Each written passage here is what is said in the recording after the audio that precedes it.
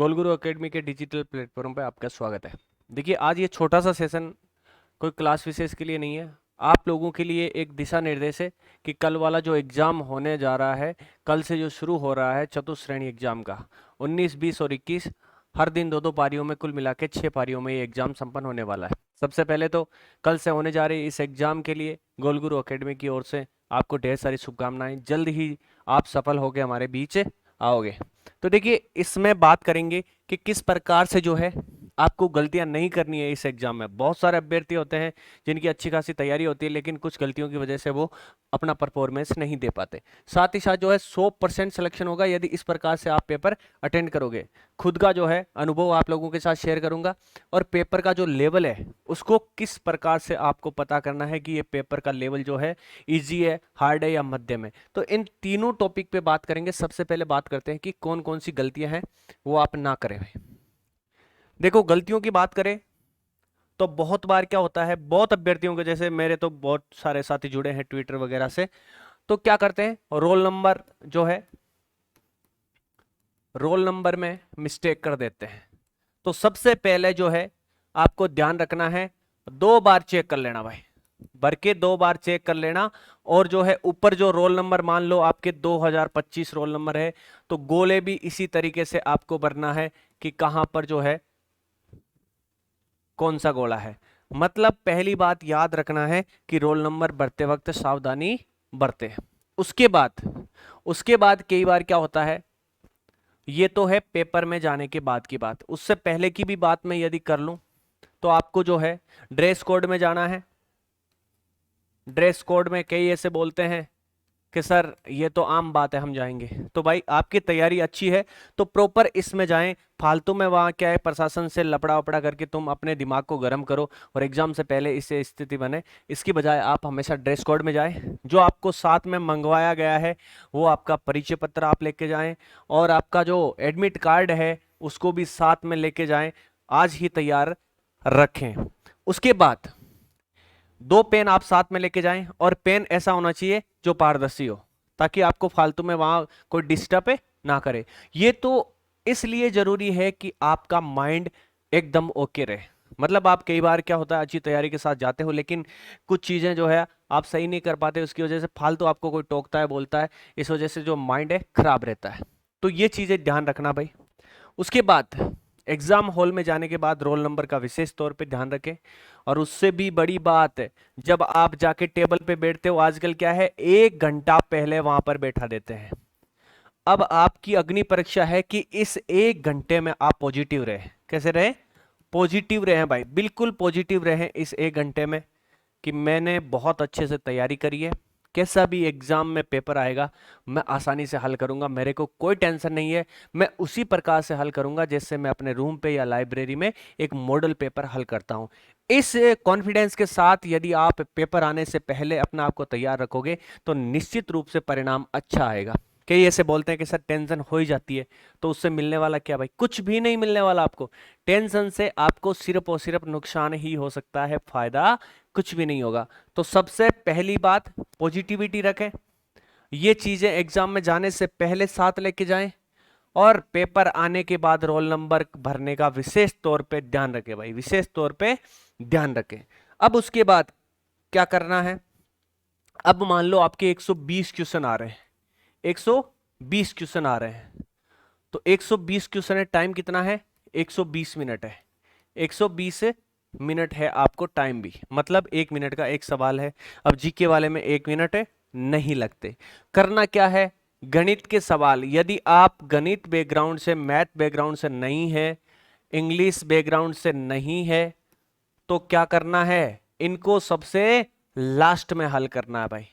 यदि आपके subject math नहीं है, मैथ्स नहीं है, तो आप मैथ से शुरुआत नहीं करोगे। करोगे कहां से? करोगे आपका जो स्ट्रॉन्ग पॉइंट है, क्योंकि सबसे पहली बात तो यह है कि आपका जो स्ट्रॉन्ग पॉइंट है, मान लो आपका राजस्थान ज्योग्राफी, राजस्थान हिस्ट्री, कला, संस्कृति, ये स्ट्रॉन्ग पॉइंट है, तो वहां से शुरू कीजिए। शुरुआत में क्या है, पॉजिटिव एनर्जी मिलेगी कि मेरे को सारा सब कुछ आ रहा है। तो हमेशा जो आपका स्ट्रॉन्ग पॉइंट है, जो मजबूत पॉइंट है, वहां से पेपर को शुरुआत करें भाई।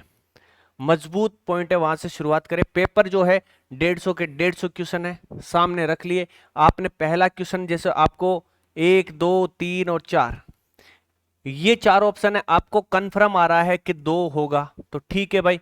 सवाल नंबर 1, ये इसमें 2 भर दिया, मतलब 2 वाला गोला भर दिया। इस तरीके से क्या होता है, कई बार जो है टाइम का आपको पता नहीं रहता और आपने पेपर में तो टिक लगा लिया लेकिन गोले एक भी नहीं भरे। गोले भरने में भी बहुत सारे टाइम में लगता है भाई, ठीक है। तो गोला साथ में बढ़ते जाएं। कई बार ऐसे बोलते हैं कि सर एक आधा क्वेश्चन पेपर के आगे भी मिल जाता है, तो मैं ऐसे बोल रहा हूं कि पेपर हल करते वक्त जो आपको एकदम कॉन्फिडेंस से सवाल आ रहा है उसको हल करते जाइए। हल्का सा भी आपको कंफ्यूज है, मान लो 2 नंबर सवाल में आपको कंफ्यूज है तो इसके गोला लगा दीजिए। 3 आपको कंफर्म आ रहा है, 4 आ रहा है, 5 आ रहा है, 6 को आप में थोड़ा सा डाउट है आपको तो इसके गोला कर दीजिए।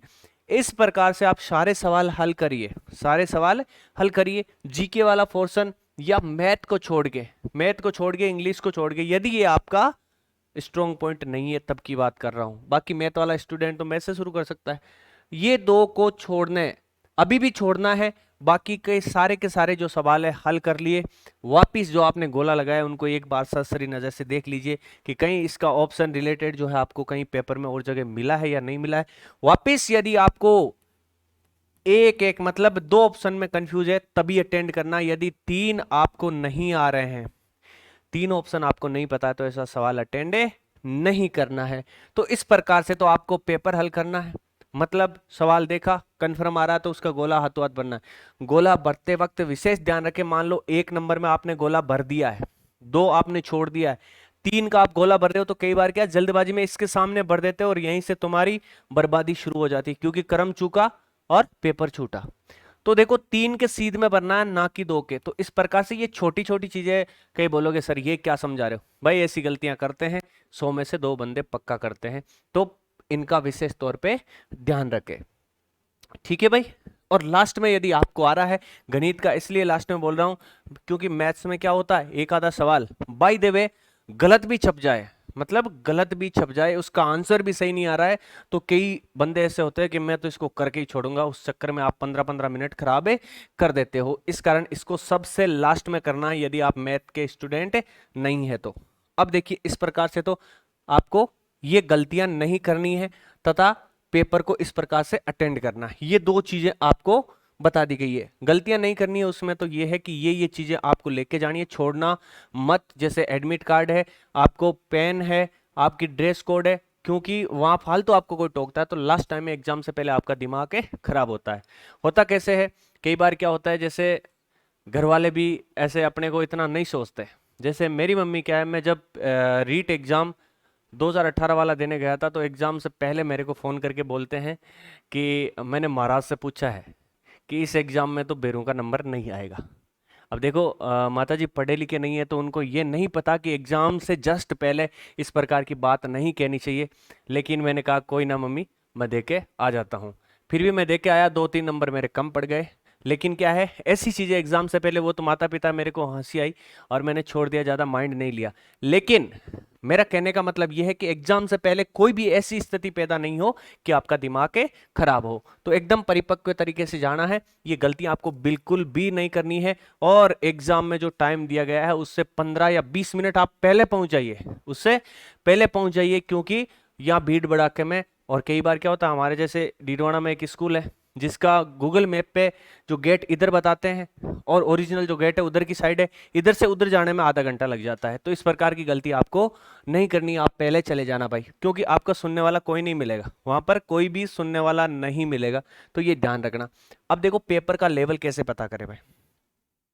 पेपर के लेवल की बात करें तो है किसका, चतुर्थ श्रेणी का पेपर, किसका है, चतुर्थ श्रेणी का। ये कतई मत सोचना कि आरएस के लेवल का पेपर है आएगा, नहीं आएगा, आरएस के लेवल का पेपर है नहीं आएगा। लेवल किस प्रकार से आपको पता करना है कि मान लो 1 नंबर सवाल, 2 number, 3 number, 4 number, 5 number, 6 number GK का सवाल है, ठीक है। इसमें से यदि आपको 3 या 4 सवाल आ रहा है, 4 सवाल आपको आ रहे हैं, मैं जिसने अच्छी तैयारी की है उसका बोल रहा हूं, जिसकी अच्छी तैयारी है उसका बोल रहा हूं। बाकी तो देखो किसी को इजी होगा या हार्ड होगा कोई ज्यादा फर्क नहीं पड़ेगा, उसको तो या तो सारे आएंगे या आएंगे नहीं। आएंगे सारे कैसे कि वो सब में गोला करता जाएगा, ठीक है। ये वो है जो स्टूडेंट तैयारी कर रहे हैं, जो अच्छी तैयारी के साथ सिलेक्शन के लिए जा रहे हैं।